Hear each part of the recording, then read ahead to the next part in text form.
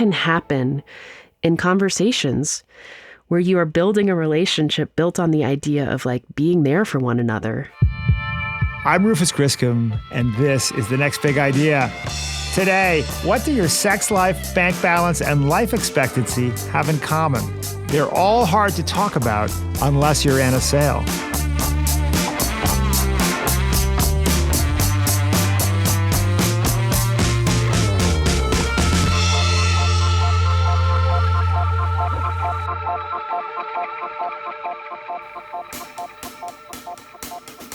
I have had, for many years, an inclination to talk about subjects that make people uncomfortable. In 1997, when I was in my late 20s, I launched a website called nerve.com. The tagline, literate smut. We published an account by a guy in prison about prison sex, an essay by the Surgeon General about masturbation. We ran confessions of a male prostitute and a 28-year-old virgin. And we published raw, beautiful photographs of naked women and men. My parents, suffice it to say, were mortified. Their friends referred to me as Larry Flint. 10 years later, my wife and I started a website for parents. The impulse was similar, we thought. This is a subject that people lie about, so let's dig into it. Let's do some truth-telling. Here's a clip from a TED Talk that my wife, Elisa, and I gave back in 2010. It seems to us that when people start dissembling, people start lying about things, that's when it gets really interesting. That's a subject that we want to kind of dive into. And we've been surprised to find as young parents that there are almost more taboos around parenting than there are around sex. We really felt like what we kind of went in expecting had nothing to do with what we were actually experiencing. And so we decided we really wanted to give it to parents straight.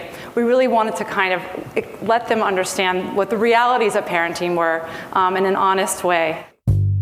Why, I sometimes wonder, did I do this? Was it a rebellious impulse, a desire to show my conservative family that I was going to do things on my own terms? To show my father that you give your son your own name at your own risk? Perhaps. But I also think it was something else, a desire to find the blush zone, to figure out what we're afraid to say, because maybe that is where our humanity lies. I've been fortunate to be able to continue that journey with this podcast. These interviews have deepened my understanding of science, evolution, political discord. They've changed the way I work and the way I eat. Some have even changed the way I think. But one thing I didn't anticipate back when we started was how often these conversations would get personal, even confessional. How often I'd find myself having a heart-to-heart with my guests about some truly sensitive subjects. Last season, when we had journalist Peggy Ornstein on the show to talk about her book, Boys and Sex, I found myself sharing some of my hopes and fears for my teenage son now that he's old enough for romance and sex to be part of his life. I still don't think he's listened to it, by the way, but you never know. A few months ago, we had Columbia professor Carl Hart on the show. He'd just written a book called Drug Use for Grown-Ups, in which he admits to being a regular recreational heroin user. His honesty, at some personal risk, inspired my own. I found myself admitting that I enjoy the use of drugs with some regularity, and I think, on reflection, they've had a net positive effect on my life. And just last week, I asked Malcolm Gladwell if he wrote his latest book, The Bomber Mafia, as a way to get closer to his father. And we ended up having a moving exchange about fathers and sons and the stories we inherit and those we pass on. These exchanges have reminded me of the value of saying the things you hesitate to say. When you feel the urge to stop, to hush up, that may be exactly where you want to go deeper. That's why I was so elated to find a kindred spirit in Anna Sale. She's been having intimate, difficult, sometimes painful conversations for almost a decade. First as the host of the fearless podcast, Death, Sex, and Money, and now with her book, Let's Talk About Hard Things. Anna is fascinated, as she likes to say, by the things we think about a lot, but need to talk about more. And over the next hour, we'll talk about some of those things, like infidelity, financial anxiety, and our own mortality. I have to say, this is one of the most personal conversations I've had on this show, and I like to think it's among the most meaningful, too.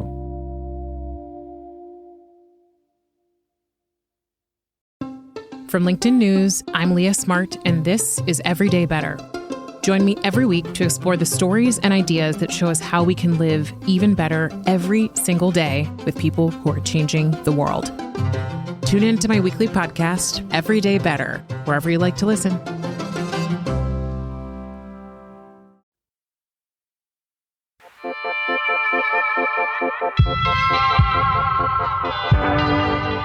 In terms of your heart out, your heart out is at what time?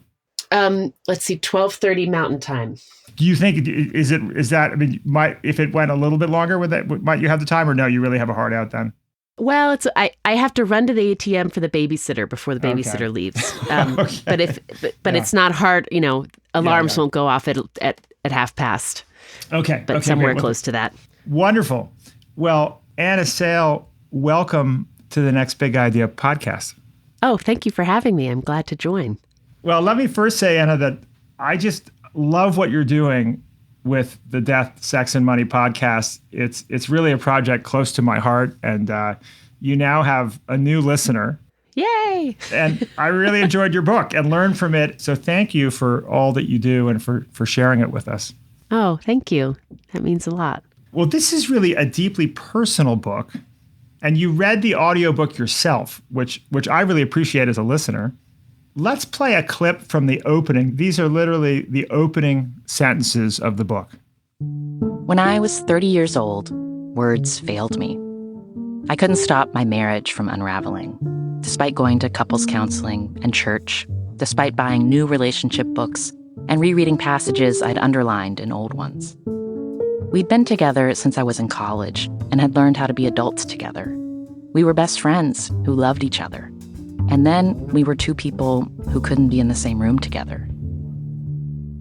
How do you see that divorce now? Do you still have pain associated with those memories, or does it feel pretty fully healed? Oh, that's an interesting question. I think of now of that time, and I feel so much like I just want to hold both myself going through it and also even my ex. Like, we were both really trying really hard and, doing our best. And sometimes it was painful and hurtful to each other. And sometimes, we were better at it. But I feel like now I can look at that moment in my life as a pivot point that led to everything else. So, and I'm really happy right now in my life and feel so kind of like shocked and surprised by how much my life and world has expanded since that point in ways that are really beautiful and wonderful that wouldn't have happened if I had stayed in that marriage. But what I mostly think of that time as is it was my version of what I think happens in everybody's life at some point, sometimes much earlier than 30. For me, I made it all the way to 30, to running into this moment in life where it feels like the track just falls out from underneath you, and where you thought you were going and who you thought you were going with changes. And it was a moment where I really had to look straight at the fact that it didn't matter what my intentions were. I was going to have to figure out how to deal and how to move through this time because the change was happening. We happen to be living in a time, as you point out in the early pages of the book, that there are a lot of people who feel unmoored right now. We've had erosion of religion, declines in confidence in government and media. People are lonely. I was amazed by this statistic in your book. 60% of Americans said they felt lonely in 2019 before the COVID epidemic. Do you see the Death, Sex, and Money podcast, and then by extension this book, as an attempt to help people reconnect? Do you see it as a form of healing through shared experience? I hope it's part of that work. I mean, that work is really big in the United States and in a lot of countries right now. But I think it's a profound need. And I think the book and the show do it in two different ways. Like, I think Death, Sex, and Money as a listening experience, as a podcast, I hope it's something that you can turn on and listen to and feel, just by hearing people talk about things that, might be a little like hard, or where there's been struggle, that just lets you as a listener put your shoulders down a little bit and just think like, oh, I think I'm not the only person who's ever gone through some version of this, you know. And I also hope it can be a little bit of modeling for people how to talk about tough stuff, and also a way to sort of peer into the details of other people's lives to make you feel sort of maybe more open-hearted and compassionate and open to connection. I think the book is a little bit more prescriptive, and this was on purpose because as I sat down to write the book, there was a way, you know, I could talk about the reasons hard conversations have been useful in my life and make it more of a memoir. I could do reported pieces and have it kind of feel like the show, that you're meeting people that you wouldn't have otherwise run into and hear kind of interesting details about their lives.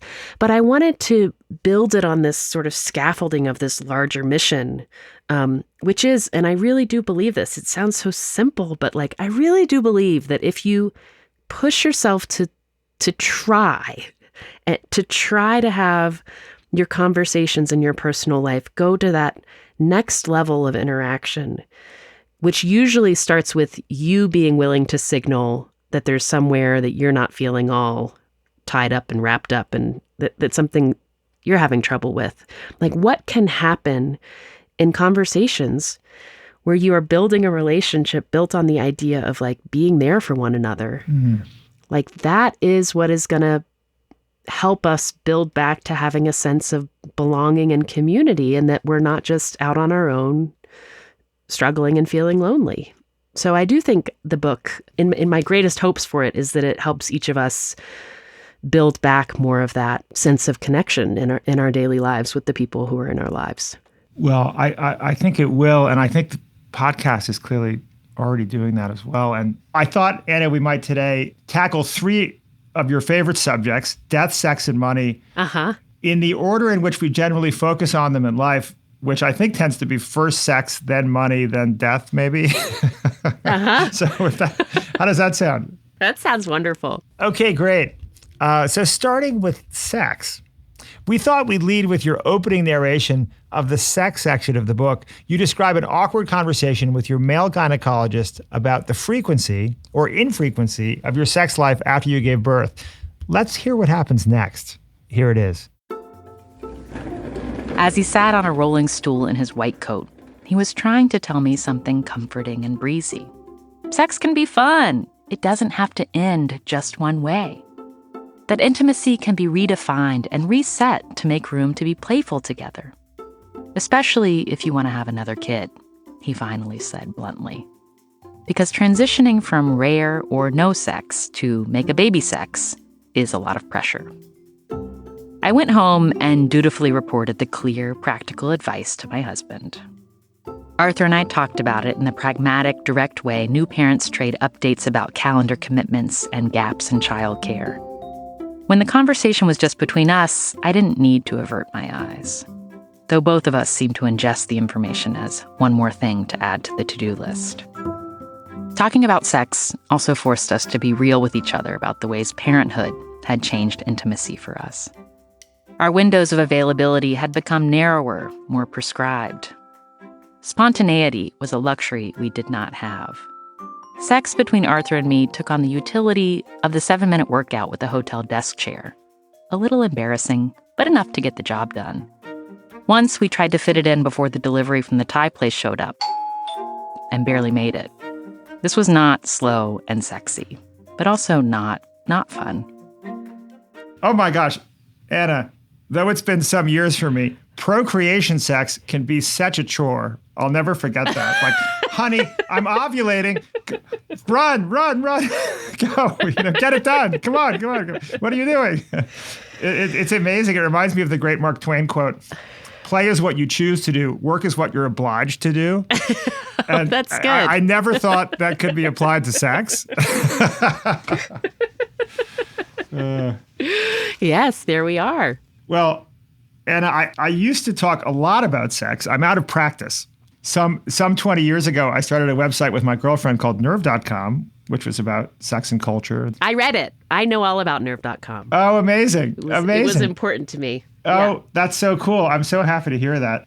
I think part of why we were attracted to the topic in the first place is that First of all, it's kind of ridiculous. I mean, it's a real reminder that we're a bunch of monkeys, right? Mm-hmm. And we're following instructions, but we also have all these layers of shame and confusion, and it just sort of feels like a crucible human experience through which we get to know ourselves better and understand ourselves. Was that part of your attraction to the subject?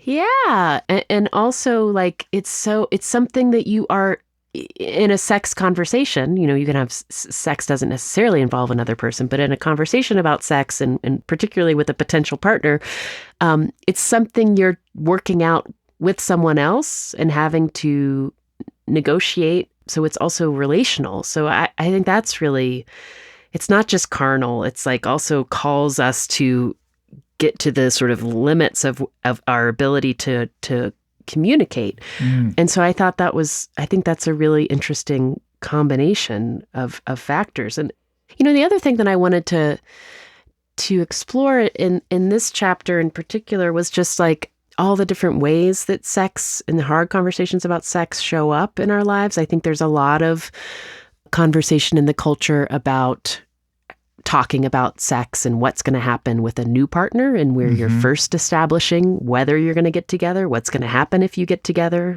what you both consent to if you get together.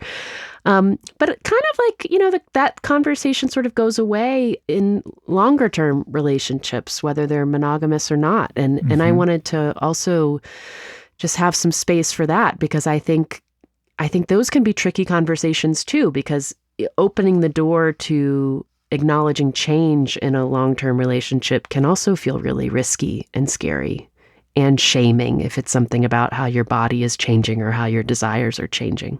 Absolutely. Well, there's a beautiful long-term relationship you feature in an early episode of the show.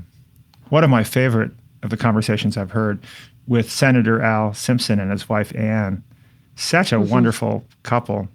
And they're very forthcoming about sex, I'm sure with your help. Here's a clip.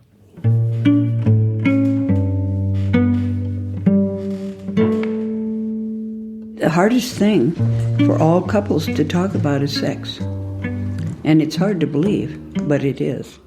And the big issues in all marriages that hang it up is your sexual relationship. Whoever is the most aggressive, the other one is in control.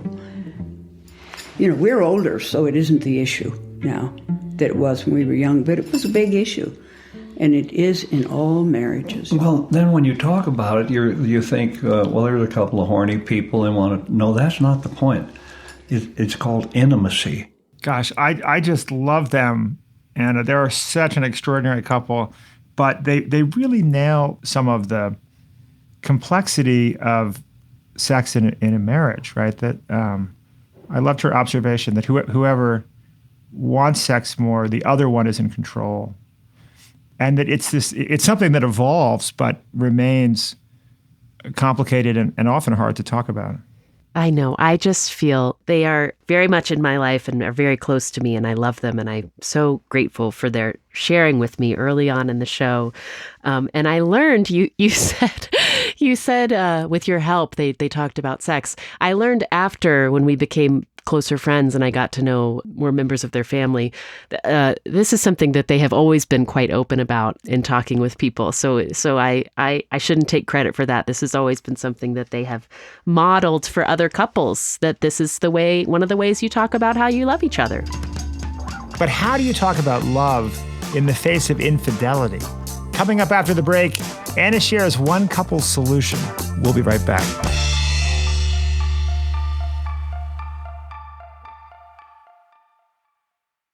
Hi, I'm DC Marshall.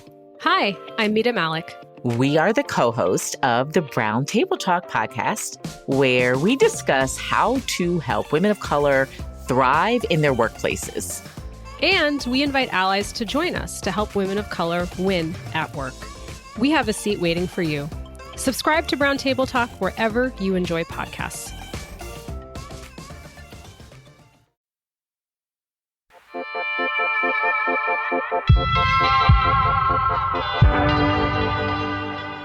Meanwhile, you talk about another couple in the book, Paul and Megan. A month before their wedding, Paul confesses that he's a full-blown sex addict. He's addicted to porn. He's having affairs. They make the decision to get married anyway. They've since done a lot of work, made a lot of changes. How do you think about just the breadth of all these differences in experience? I wanted to tell a story in the book about where there has been profound violation and betrayal. And in their case, it was prolonged infidelity in a lot of different ways. And to understand how do you begin to talk about that once that's revealed? And a few things I think are important about that story. When it was revealed, it was Paul who was revealing it to Megan. She didn't catch him still lying. And then he told her everything. And his story, I mean, it was very, lots of violations. He had sex with people that they both knew. He had sex with people he met on the internet. He was acting out with porn at work and bathroom stalls. Like he was really, there was a lot to their story.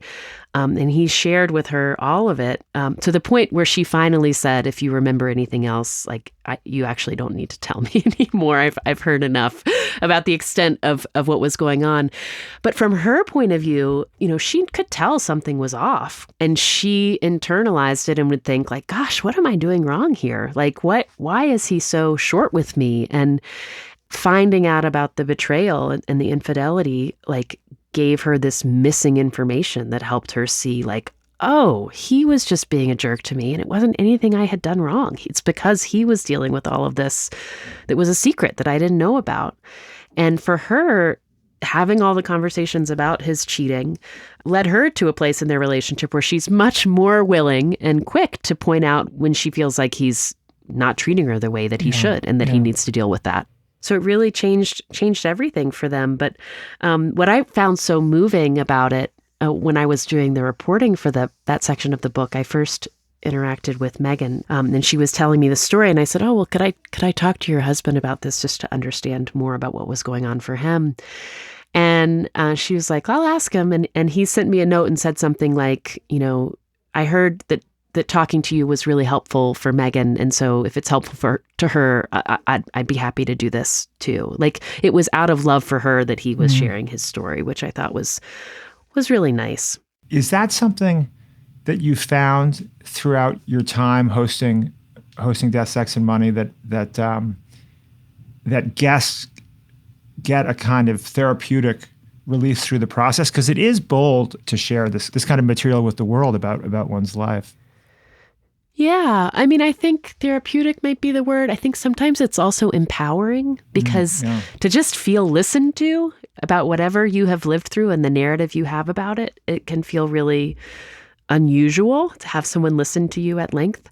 But yeah, I think that is, in the best cases, that's what happens. And it's really cool to see what happens when someone does an interview with me and to see how it changes them. Often it's a lightening, sort of a lightening of the pressure on their shoulders of just having said some things. But it's also nice to see sometimes where someone might be sharing about something that feels really heavy and shameful, and then hearing other people talk about that alongside them in an episode can also be just a transformative and just helping you get out of a place of shame. Well, one thing that is impressive about your journey with the show and now with the book is that you put yourself out there alongside your guests. And I was struck by this conversation you had with sex advice columnist Dan Savage back in 2014. When you asked him if there was anything he wanted to know about you. Let's listen to a clip of what happened next. Are you in a committed relationship? I am. Are you not monogamous? No, we're monogamous? Yes. So what would you do if you found out that he cheated? And what do you think he would do if he found out that you cheated? And cheating is something that will probably happen. Just put that out there first.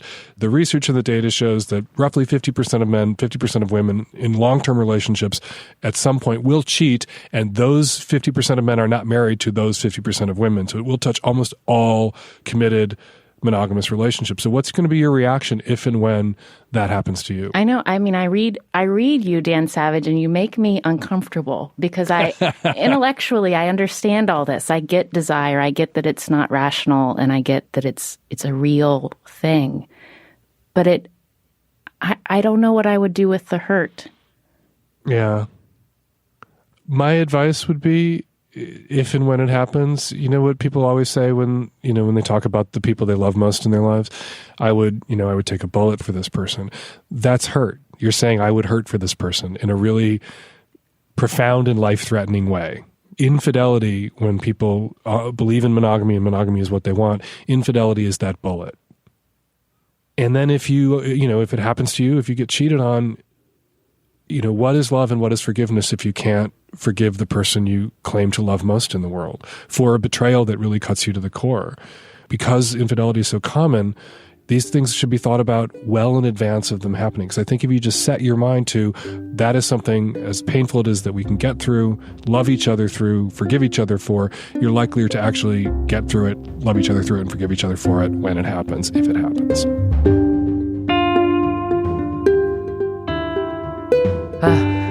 Listening back to that still gives me a stomach ache. The way he says, if and when it happens, which I know, that tells me what I hold most precious. Does hearing that, Anna, still give you a stomach ache? Oh, yeah. No, he really wanted me to think about what it would feel like if I were cheated on by my partner, and that it was a very real possibility. Yeah, it makes me uncomfortable.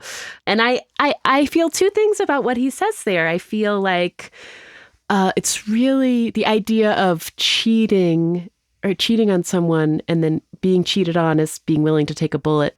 It's interesting because on the one hand, I understand it as like, oh, this happened. This is something that happened in my partner's life, and it was something they were going through, and it's hurting me, but I can love them through this if they are saying they don't want it to end the relationship.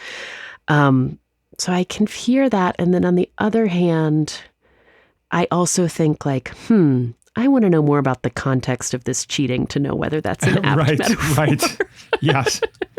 Because if you're taking a bullet for someone in a context in which they're not pulling the trigger, typically, right? Right. Yeah, exactly. But I appreciate him forcing us to think of, and also to the urge that he gives there to say, this is a possibility that you ought not to just consider will never happen. Like, it's worth, as you're establishing the terms of your relationship, don't just kind of run headlong into assuming monogamy and what that's going to look like, but maybe talk about that and what parts of monogamy are important to you if that's a choice you make. Yeah, no, it's sometimes struck me that the way that we manage in our society, the way that we approach marriage is kind of the opposite of how we approach business relationships, right? So when we enter a business relationship, we draft a contract that assumes that some things might go wrong. And so we're going to try this for some period of time, and it's renewable. And if something goes wrong, here's how we're going to handle it. Yeah. But the expectation management in terms of how we approach marriages is sort of the opposite of that. It's like we are going to assume that nothing will go wrong. And if anything does go wrong, it's going to be a massive social embarrassment, and we're going to, and we might, have a really messy process, Yeah. And I think even embedded in that is this idea, if we are both good, we will not have anything bad happen to this relationship, which, creates immense shame when something does happen that means the relationship shouldn't continue. Well, and I think that I feel incredibly lucky in my marriage and life. But I think that this view that like you really have to earn year after year each other's attention and devotion. And I think in strong marriages that hopefully happens. Yeah, I like that reminder that you should think of it as having contract renewals embedded in it. That you probably assume are going to go through, but you still want to make sure they like you when the term is up. Right. Exactly. Well, I've commented, Anna, that if I were at a dinner party in New York, I would be more comfortable asking the host, how often do you and your husband have sex, than I would be to ask the question, how much money do you make? Right? That is... Both are pretty eye-popping, I have to say. Well, I don't know. In our circles in New York, the first one wouldn't be as shocking. It wouldn't be as shocking as asking how much money you make. So it's possible that in 2021 we have more taboos around money than we have around sex. So let's talk about money. Let's do it. Let's start with a clip from your podcast. People often ask me, of death, sex, and money, what is the hardest thing to talk about? What do people most not want to talk about? And I don't really love that question because I would frame it differently. Like death, sex, and money are all hard things, and they are hard for very different reasons. And whether they're hard for you depends a lot on the history that you bring to each of them. But I will say, what are we the most clumsy about talking about consistently? Money. I was speaking to Sallie Krawcheck back in 2016. She's a former big bank executive who went on to start a digital financial advisory firm targeted to women called Ellevest. And I asked her about that. The thing about money is it's all relative. Does it feel awkward sometimes for you to be reaching out to women when you yourself have had such a different experience with money than the vast majority of women in America? Not at all. If you're in some way saying that, oh, Sally, you've been fortunate in your life and, you made money in your life, so you should go sit down at home and shut up and not start a new business, quite the opposite. And to say, well, you know what, I've been lucky because I made some money, I'm not going to do anything about it is ridiculous. Quite the opposite.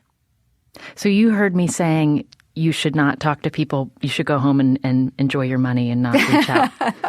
I heard something I didn't like. There's something in there I didn't like that I reacted to. I'm not quite sure what it was now, but dang it, Anna, no. Well, I can understand how that might have sounded. But I do wonder about like when money is so hard to talk about. And when I asked you about what the lesson was after your divorce about money was you've got to have it. Like there's so much shame that can trigger. Yeah. Like, well, I didn't have money when I got divorced, and here's this woman telling me I should just have money. Like, I got to tell you, this whole conversation, I'm starting to pit out. I'm beginning to pit out. Just what's been so fascinating for me, that you have made the point that I have made money in my life, which I have. Isn't it interesting? I had to come back and tell you that I also lost a lot of money in my life. As if I'm apologizing for it. It's funny. You've made me feel quite defensive. I'm sorry. That's okay. I think we're hitting on what's difficult. Yeah. All right, Anna. So two reactions. First, you're definitely having difficult conversations. We have to give you credit for that. You're going there. And I love your observation that money, it may not be the hardest topic, but it's the one we're clumsiest around, you say. Maybe we have the biggest taboos around it to some degree. Do you think that might be true?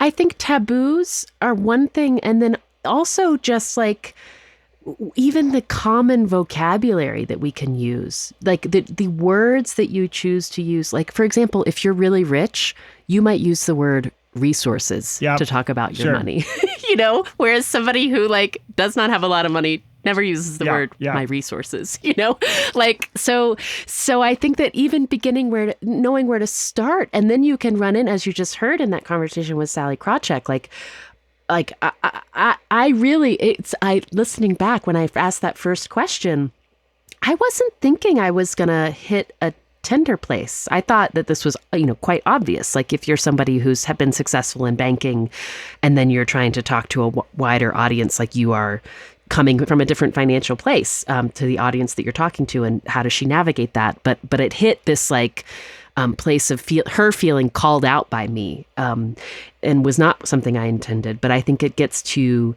how all of us, can feel exposed around money really quickly because we talk about it so rarely. No, absolutely. And her defensiveness there is so interesting because I think maybe it's a fear of being isolated that maybe the very wealthy have, that their money makes them no longer eligible to be part of the regular community of humans, because they're so insulated from normal problems. But the sensitivity is surprising. And I think it just points to the complexity, doesn't it? Yeah. And people tend to be really uncomfortable sharing the financial details of their lives, particularly as they sort of as their income and assets increase, right? There's sort of a veil of secrecy that exists that might be a problem, right, in our society, that it's just hard for people to know how to navigate the financial world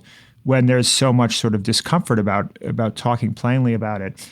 You identify that in the book, but you also confess that you're not entirely comfortable being totally transparent about your own financial situation.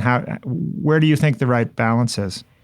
Yeah, I think two things. I think on the one hand, absolutely like more conversation at all levels at how each of us is doing financially will help us understand how the economy is working, who it's working for, who it's not working for. I think on interpersonal level, like talking to friends, talking to maybe people coming up behind you in your career about money, those conversations are so important because money isn't just like something that happens. It's also something that like there are a lot of tools and kind of mysterious vehicles, investing vehicles, for example, that like you need to talk about in relationship and not just feel like you have to go to personal finance websites on the internet to find out how to do money. Like it really is, I have found it really helpful in my life to talk about money with people who are friends and colleagues because it helps me like learn different strategies and also to recognize like where there are choices, it's like, oh, well, we can decide to give more money away because we can do that. And then this year we're going to do a little bit less because this, and just like helping talk about how you make those choices, I think can be really useful. At the same time, I will say like, I don't feel personally comfortable and I don't advocate for all of us to shout our annual earnings from rooftops or tweet it out. Like, I think that something that is important about money conversation and money stories as we share them is that these are stories where where context matters. Like money is an important part of the plot of each of our lives. And I think we should all acknowledge that more openly.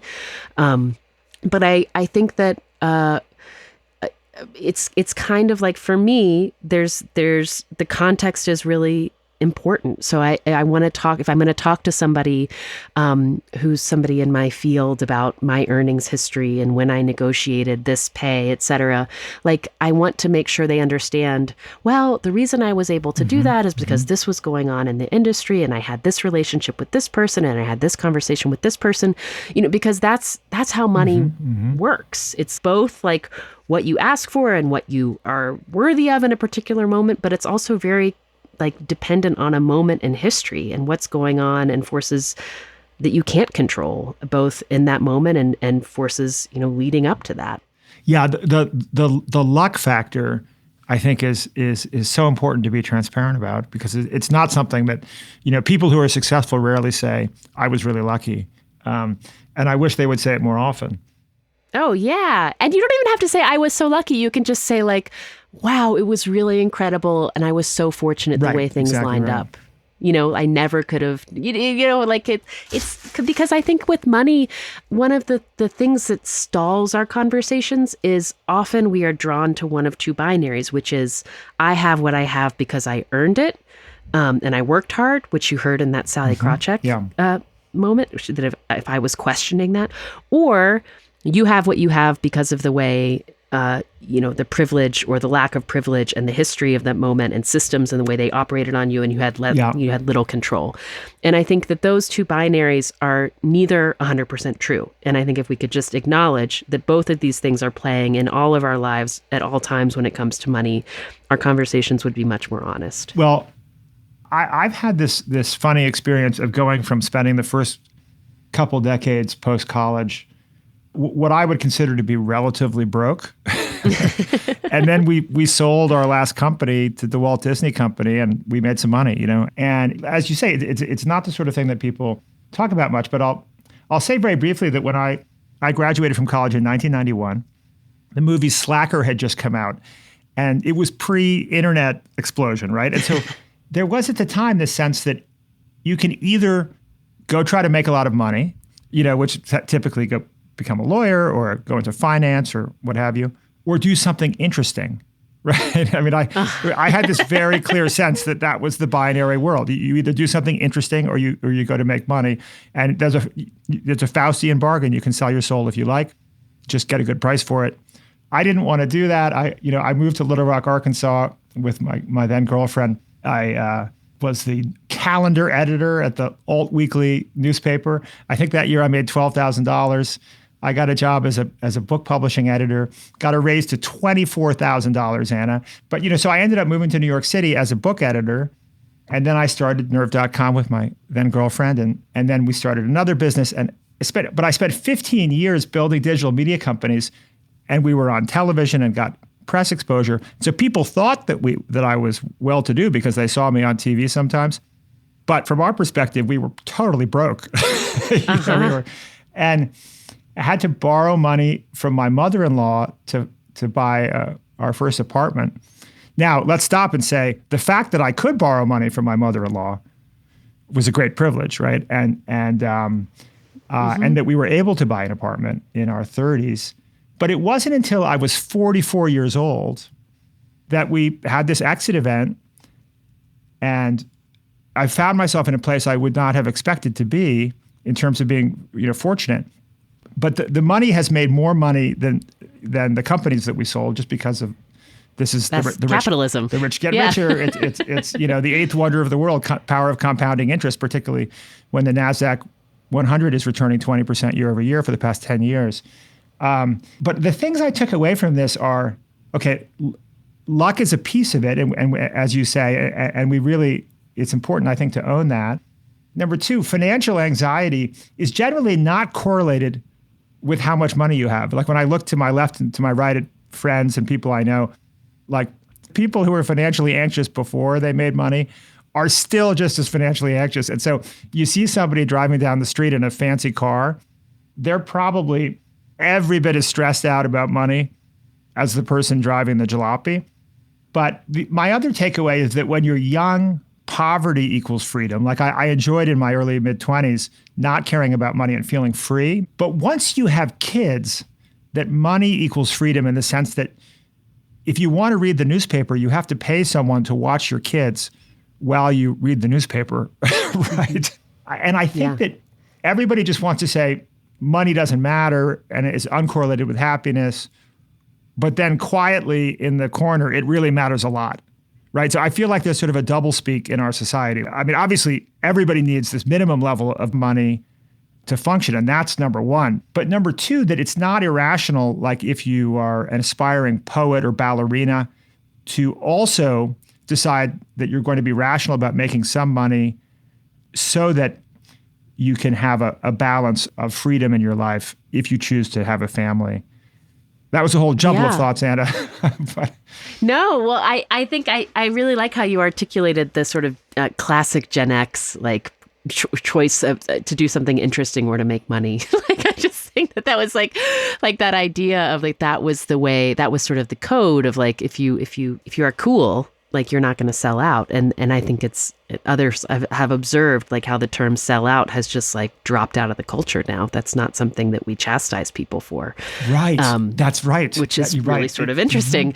Isn't that interesting? Yeah. And I think, as somebody who has two little kids who are currently being watched by somebody who I'm paying, like absolutely the idea that money doesn't equal happiness, but money equals more choices is really true. And I really I thank you for sort of sharing your own personal narrative about money, because I think what happened there when you were 44, where all of a sudden you had this windfall of money, and then what happens when you have money and how that makes more money, like just people who've had that experience, they don't talk about it that much because it's, unless they're sort of like in tech and trying to compare sort of windfalls and how much money they have. But I imagine that moment in your life and like figuring out what one ought to do with money now that you had money was probably quite a stressful time. And figuring out who you could talk to about that was probably a really interesting tour of your relationships. When we come back, Anna tells me that if you want to understand why money makes you feel the way it does, then you need to get to know your money script.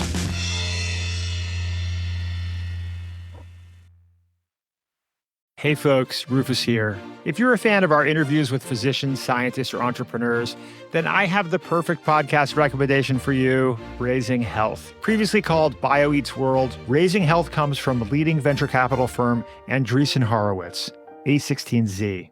Each episode, Raising Health dives deep into the heart of healthcare, biotech, and AI with A16Z general partners. Along the way, they explore the real challenges and opportunities in health and biotech entrepreneurship. Not to mention, you'll hear raw insights and actionable advice from notable guests like Omada CEO and co-founder Sean Duffy, and AI expert and In-Sitro CEO Daphne Kohler. Don't miss out. Follow Raising Health wherever you get your podcasts.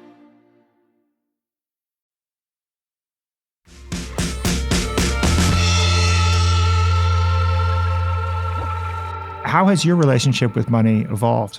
Well, I will tell you, Rufus, with my own particular money makeup, my stresses haven't changed that much because my emotions around money are just so much a part of my personality, and it's been remarkable to me to observe that, to be like, oh, I feel the same sense of like emotional flooding around, oh my God, we have to buy a new car. Like it's so uncomfortable for me to spend money because I have this, I don't like spending money. I want to like shovel money all the way to savings as a way of making me feel safe and responsible. And so I think certainly my earnings have changed over the course of my career, but I think what's changed more in my ability to manage my feelings around money have been to notice that when I feel, it used to be that when I would feel anxious about spending money, I would think like, this is my responsible brain telling me that I'm getting out of control and I need to shut this down, which is not true.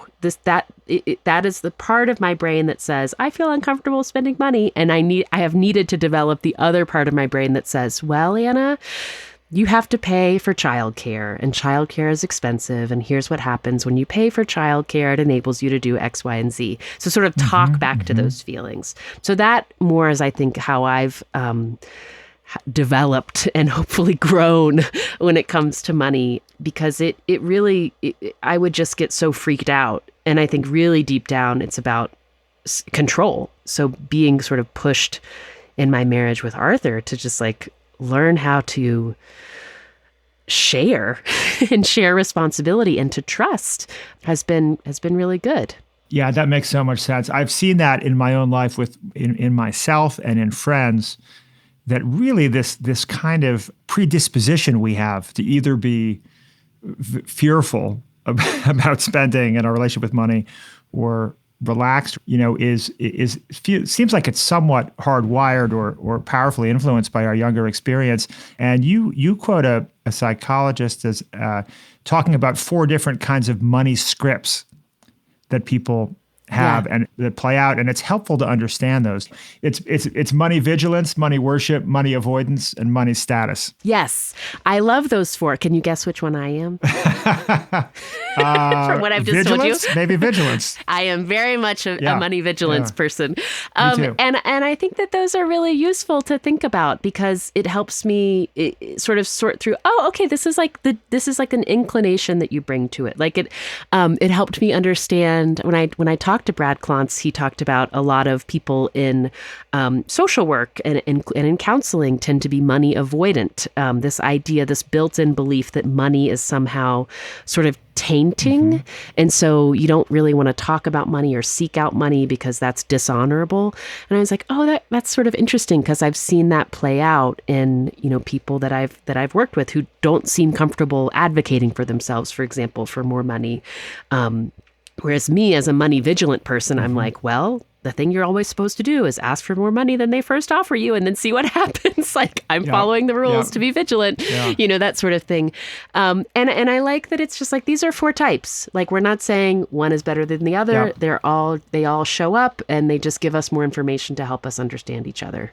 I'm a money vigilance script person. Meanwhile, my wife is not. And on some level, the fear that you'll go broke, if you have that, it never goes away to some degree. But, one thing that money can't buy, yet, to my knowledge, is immortality. We're all going to die. Let's talk about death. And why don't we start the conversation with this extraordinary exchange you had with Katie Couric. She's talking here about her husband who got cancer and died when he was in his 40s.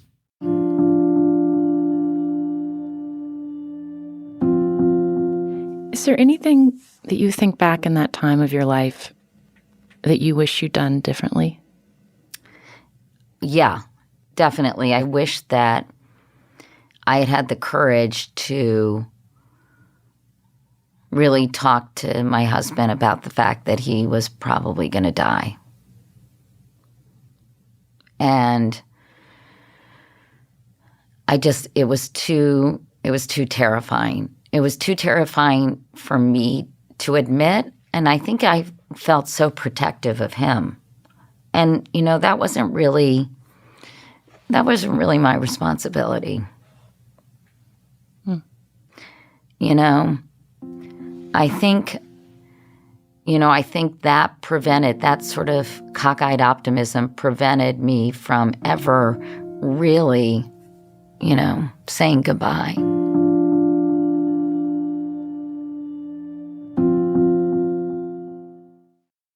So powerful. Yeah. What do you think we can learn from this this conversation with Katie? I mean, I really am grateful for her honesty there, because I think that happens to many of us when someone, whether we're dying or someone we know is dying, or love is dying, there's this thing that's happening where just facing the facts of it is completely and totally overwhelming for quite good reason. I mean, at the time, she was just talking about she had 2 little kids. Like, the thought of losing her husband, was probably a really terrifying thing to say out loud. And then on top of that, the idea that she felt this responsibility to be his cheerleader and to keep him feeling strong and optimistic in the face of his illness. That doesn't, if that's your mindset, it's hard to say, let's acknowledge that you might not survive this. But what I also hear in her saying that there is that what is missed and what is lost when you don't take that moment to acknowledge what's happening. They don't get to know, she doesn't get to know what their conversation might have been like if they had said, you might not survive this, and to hear what they would have said to one another if that was the conversation. And I know it's awkward and it's scary, and it's not just a conversation that happens in the context of terminal illness. Like, in the book, I wanted to have a conversation with my friend Ann Simpson, who you played the clip from earlier, because I sort of was feeling this overpowering sense of dread at losing her, because we didn't become friends until she was in her 80s, and she's become someone very special to me, and I felt this anxiety about whether I was using our time together well, and so I just had a conversation with her about what it's like. Just what is it like to be in your mid-80s, and how do you think about the things that you need to say and the things that you've already said, and it gave me an opportunity to express to her, when you are gone, I will miss you so much, and this is why you matter so much to me, which is really all you can do in a conversation about death. You're not going to be able to say the thing that's going to fix the fact that one of you won't be there. Well, and I wonder, you spoke with a physician named Fernando Maldonado. Yeah. Who said, we're not taught to talk to people about death. We're taught to talk about disease and possible cures. And I sometimes wonder if this is a peculiarly American condition, that we're fixers. We're optimistic. We're just looking to fix things. And maybe we're not necessarily as great at kind of gracefully acknowledging the cycles of life. Yeah. I mean, I think that the American medical establishment and the American culture at large has been sort of grappling with this in the last, decades. And then certainly COVID has forced us to sort of see the ways that our grief rituals are lacking, our public grief rituals are lacking. But I think that something that Fernando told me that I think is so important, he was speaking there as a physician, that he wasn't taught to sort of talk about death as an inevitable end for all of us with his patients. And he has reflected on that because as he was doing his medical training, his mother was dying from cancer. And he told me about how each set of decisions are, do you want to do this next chemo treatment? Do you want to try this next intervention? It's always we can try this next thing. And looking back, he says, I think that the last chemo treatment that my siblings and I, agreed to do with my mother, I think that it was needless and caused more suffering than it needed to. And I look at pictures and I see that she was dying. But at the time, I looked at my mom and I saw her eyes, and they were still my mom's eyes. And I just think that middle space he describes of we really wish there'd be a moment when someone, whether it's a doctor or some other authority, would say, okay, now it's time to say goodbye because this is really happening. But so often you're in this middle space. So it's a lot harder. It's a lot harder to talk about, and it's a lot harder to make decisions in.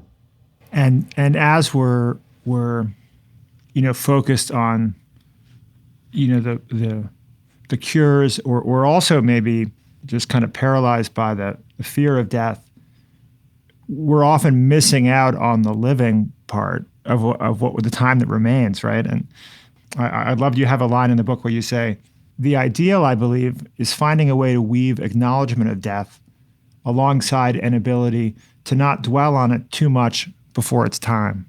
I thought that was really nice. Yeah, and I think that's really, I think that's important because I think the ideal is not necessarily for Katie Couric to have, totally rewritten the script of those conversations that she had with her first husband at the end of his life. I think to remind ourselves that there's the possibility to be both that supportive, optimistic partner who is rooting for someone to get better, and also saying, should we talk about what will happen if you don't get better? What are you feeling? And of course, it's a scarier conversation because that forces everyone to get out of the mode of problem solving and fixing and into the mode of feelings. And it can be hard to not just talk about our feelings, but to feel our feelings. But I think that's more of the sort of ideal, to sort of explore that in relationship and conversation. Acceptance of death, awareness of death as just part of our lives, part of the cycle of our lives, can be a useful tool just in wisely prioritizing things.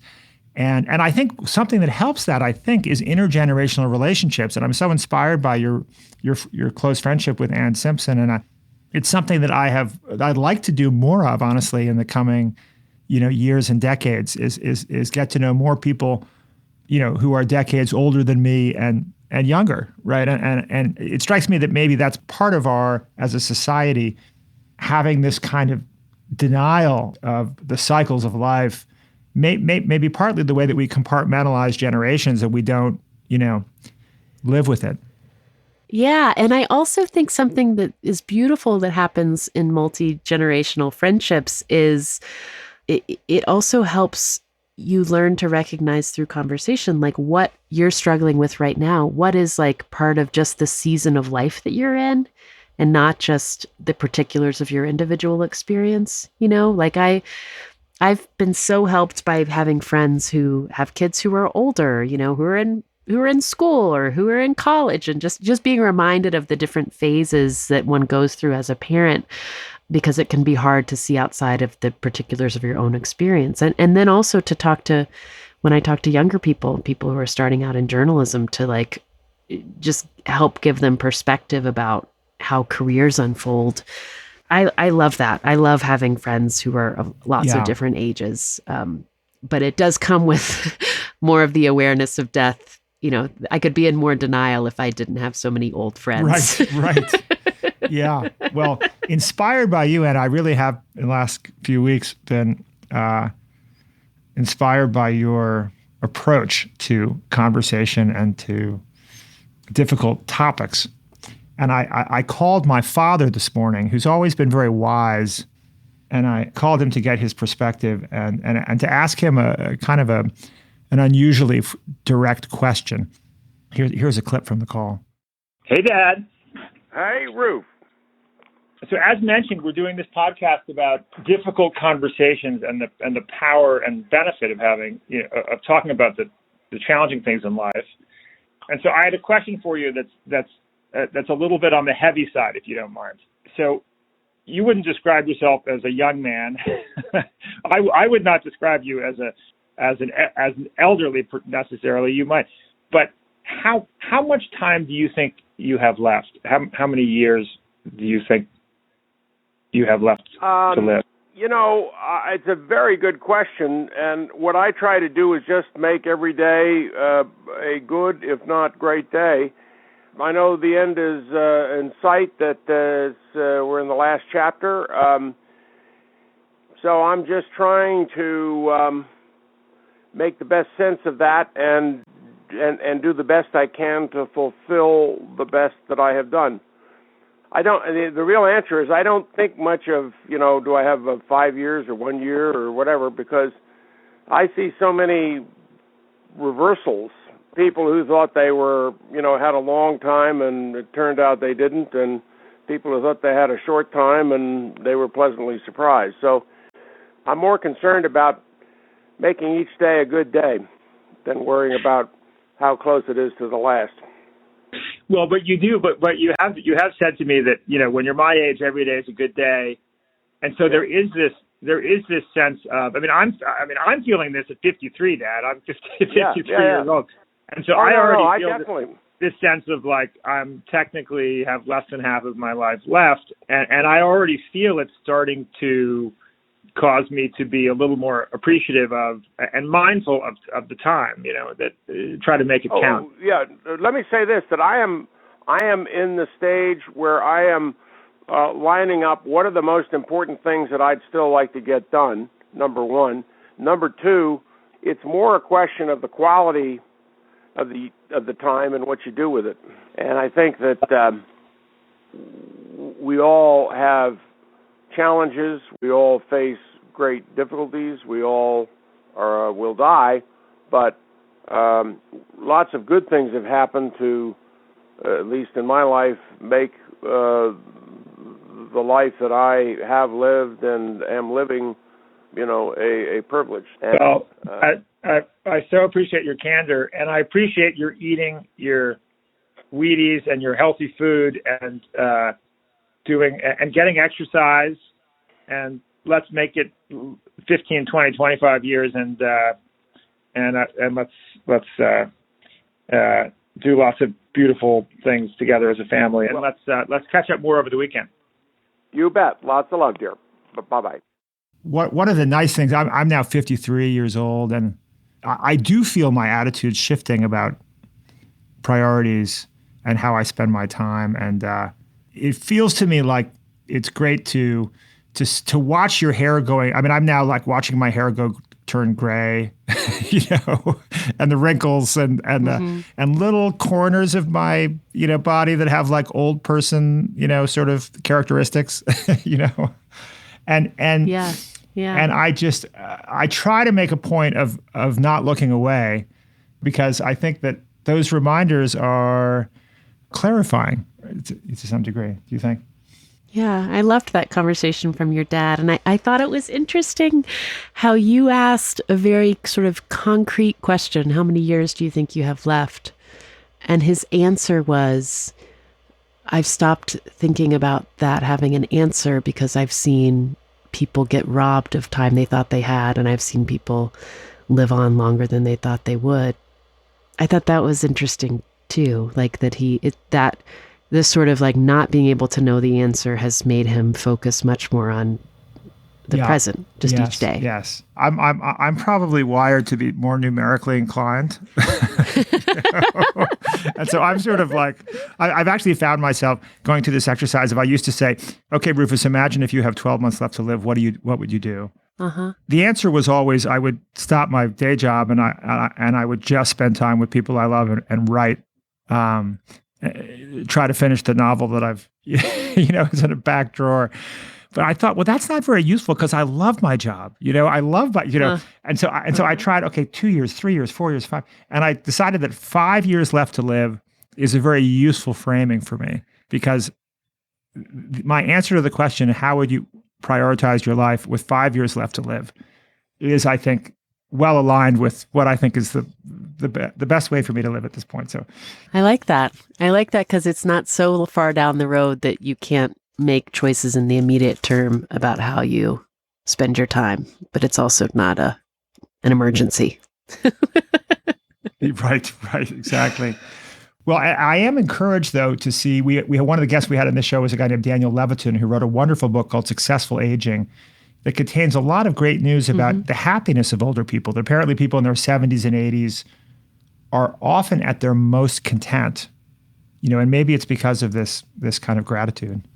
Yeah, I have a friend who is in his early 50s, and he was just describing to my husband and I are both in our early 40s. Have you heard of the U-shaped curve? Yes, exactly of happiness? right. That's exactly that happens in midlife. And he was like, I'm pulling out. I'm on my way up the curve. You all are careening down to the bottom of the curve. I was like, thanks. Not a helpful perspective from this multi-generational friendship.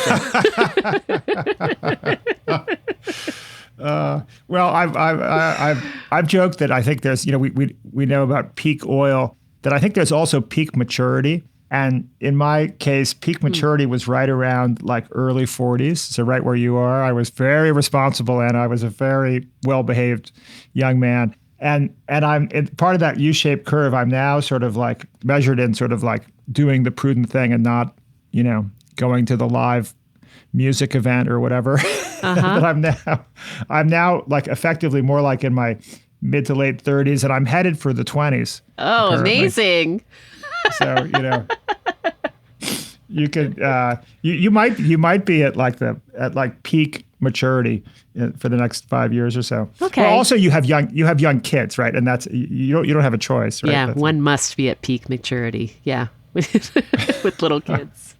Well, Anna, thank you so much for your time and for your podcast and for this book. It's just a wonderful gift to the world, and it's really been a great pleasure to talk with you today. Oh, it's been really fun to talk with you too. Thank you for having me on, and thanks for your attention to the through lines between the book and the podcast.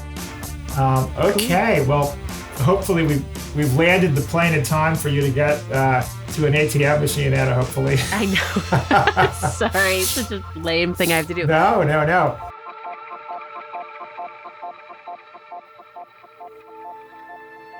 At the beginning of this episode, I mentioned some of the powerful personal conversations I've had on this show with folks like Malcolm Gladwell, Peggy Orenstein, and Carl Hart.